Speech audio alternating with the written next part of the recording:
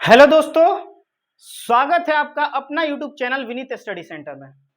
आज हम आप लोगों के समक्ष एक नए वीडियो के साथ प्रस्तुत हुए हैं। आज का यह टॉपिक जो रहेगा वो है कि केमिस्ट्री का शुरुआत हम कहाँ से करें।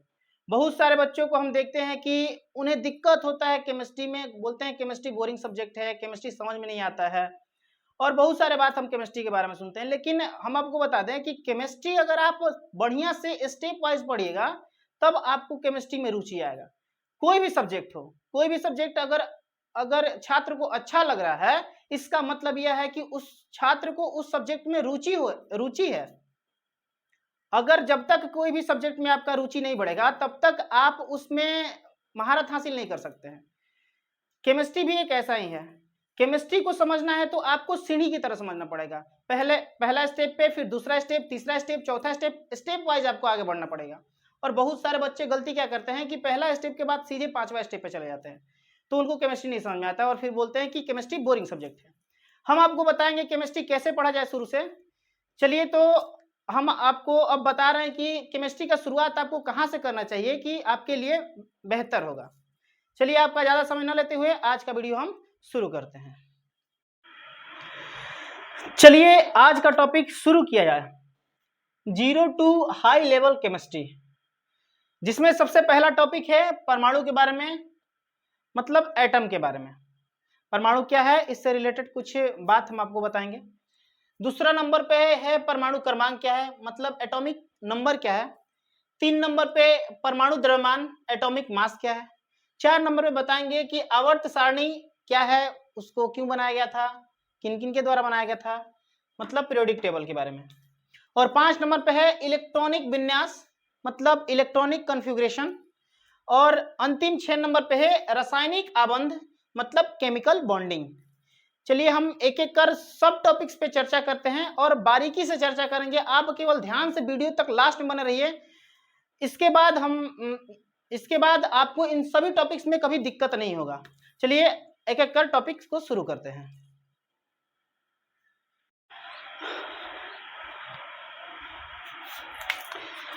चलिए, सबसे पहले हम समझते हैं कि परमाणु क्या है, उसके बारे में। परमाणु के बारे में मतलब एटम के बारे में। परमाणु जो है किसी भी तत्व का सबसे सूक्ष्मतम कण है।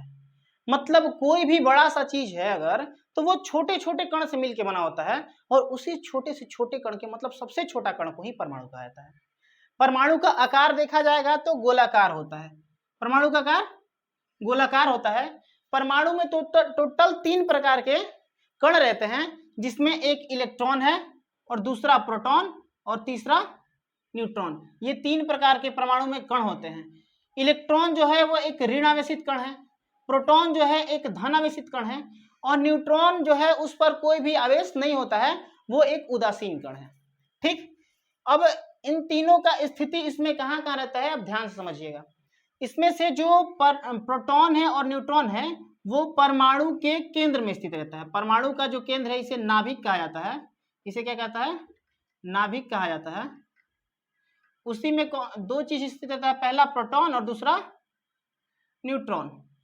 2 कण से नाभिक का निर्माण होता है और ये नाभिक के चारों तरफ एक गोलाकार पथ, वृत्तीय पथ, दीर्घ वृत्तीय पथ होता है, जिसमें इलेक्ट्रॉन जो है वो चक्कर लगाता है। या तो इलेक्ट्रॉन क्लॉकवाइज चक्कर लगाता है, नहीं तो इलेक्ट्रॉन एंटी क्लॉकवाइज चक्कर लगाता है। अब क्लॉकवाइज क्या है, एंटी क्लॉकवाइज क्या है, ध्यान समझिएगा।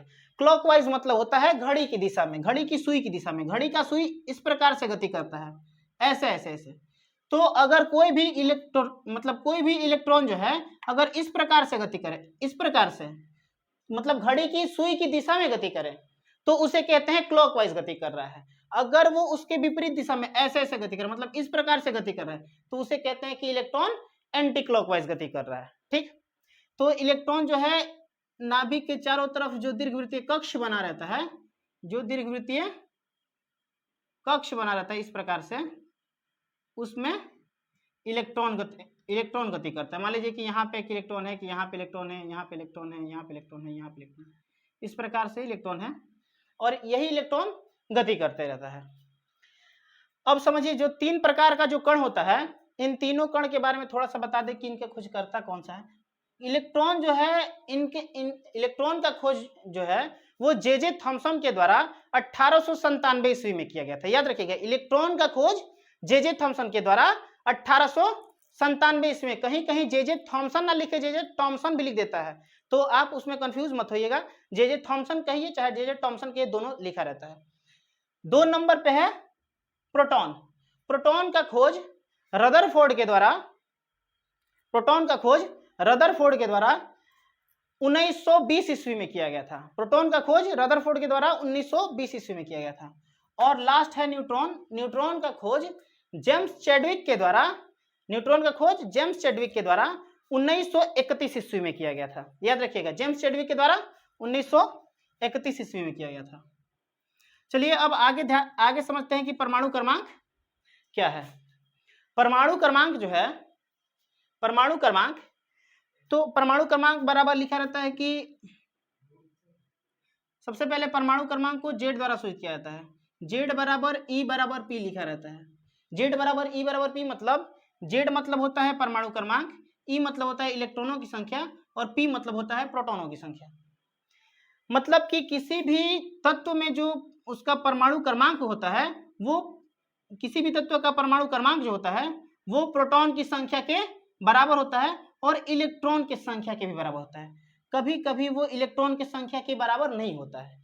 इसका रीजन ये है कि क्योंकि इलेक्ट्रॉन जो है किसी अन्य परमाणु के साथ जब इलेक्ट्रॉनों का साझा कर लेता है तो इलेक्ट्रॉन की संख्या घट बढ़ जाता है, तो इसीलिए कभी कभी ये इसके बराबर होता है और कभी नहीं होता है। लेकिन परमाणु क्रमांक जो है वो हमेशा प्रोटॉन की संख्या के बराबर होता है। तो अगर आपसे कोई पूछे कि परमाणु क्रमांक किसे कहते हैं, तो किसी भी तत्व में उपस्थित प्रोटॉन की संख्या को परमाणु क्रमांक कहा जाता है। इसे जेड द्वारा सूचित किया जाता है। चलिए अब आगे समझते हैं परमाणु द्रव्यमान के बारे में।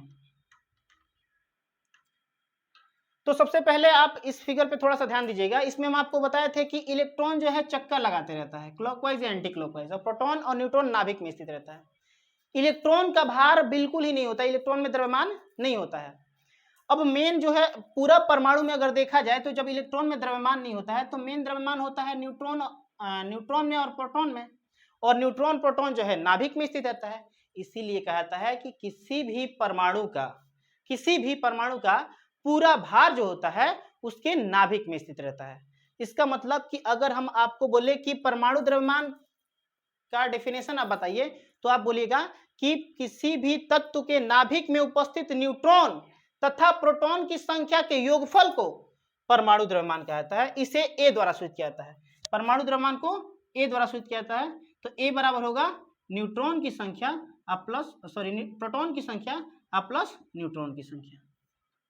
आप इसको रिमेंबर याद रखिएगा। चलिए आगे समझते हैं थोड़ा सा पीरियोडिक टेबल के बारे में, मतलब आवर्त सारणी के बारे में। आखिर आवर्त सारणी बनाया क्यों गया?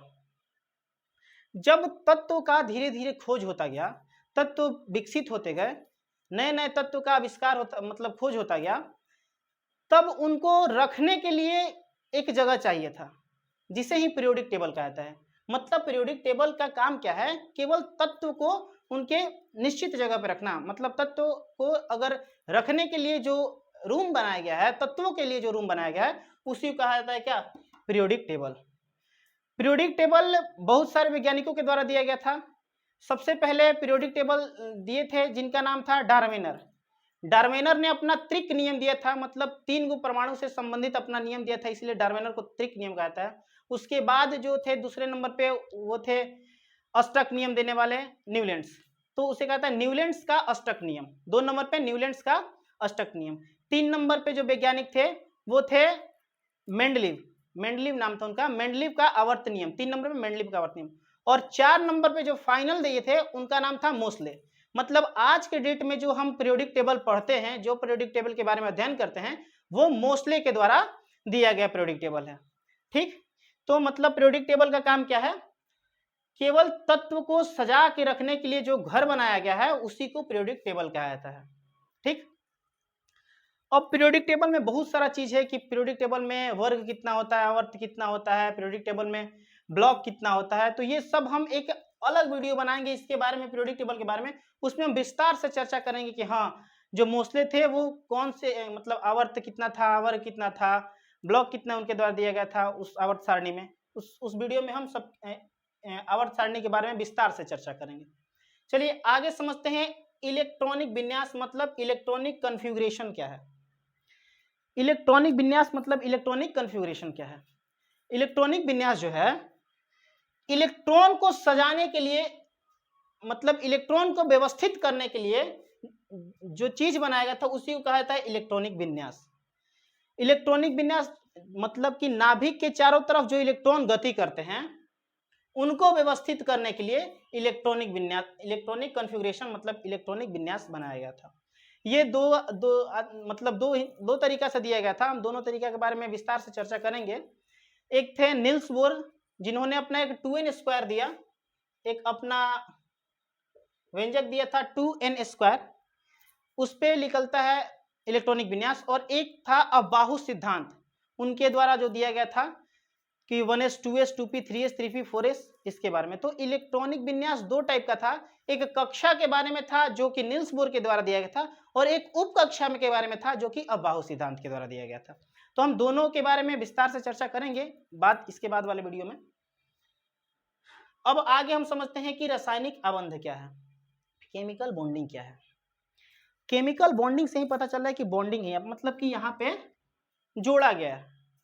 ठीक, तो जब अणु से छोटे छोटे अणु से मिला के यौगिक बनाया जाता है या परमाणु से मिला के अणु बनाया जाता है, तो उसके बीच जो बंधन होता है उसी बंधन को कहा जाता है रासायनिक आबंध। जैसे कि एग्जाम्पल से हम आपको समझा रहे हैं, मान लीजिए कि जल है H2O, जल का सूत्र है, रासायनिक सूत्र H2O। ये किससे मिलकर बना है? H2 से प्लस O2 से मिलकर बना है H2O। ठीक, तो H2 से और O2 जो आपस में जुड़ा है, वो जिस बंधन के द्वारा जुड़ा होगा उसे कहा जाता है रासायनिक आबंध। ठीक, चलिए तो आज के लिए बस इतना ही, और अगले वीडियो में हम आपको एक एक कर इन सभी के बारे में विस्तार से चर्चा करेंगे। आप कमेंट करके बताइए कि आपको ये वीडियो कैसा लगा। चलिए आज के लिए बस इतना ही, धन्यवाद।